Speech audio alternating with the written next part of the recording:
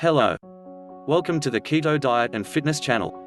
Losing weight is as easy as 1, 2, 3, 4. This week's 4 tips include suggestions in each of the 4 elements you need to work on in order to achieve your health, fitness, wellness and weight loss goals: eating right, exercise, support and accountability. 1. Good eating tip. Next time you order pizza for yourself or your kids, ask for half the cheese. You will barely notice any taste loss.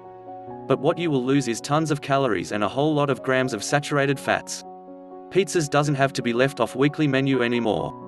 2. Making exercise safe and fun. In order to lose weight, you have to become more active. Most people do anything to avoid moving their bodies. And society is an accomplice. You can pick up food, a prescription, your clothes and your kid without leaving your car. In President Bush's new Healthier US initiative, http://www.healthierist.gov, he suggests walking for 30 minutes each day. Even if you have to break it up into 10 to 15-minute chunks. Not only will you burn 200 to 300 calories, you can walk with your family and increase your quality time as well. Move family time away from the TV and onto the street. 3. Maintaining your support system. If you are the type of person who feels guilty about things, great news.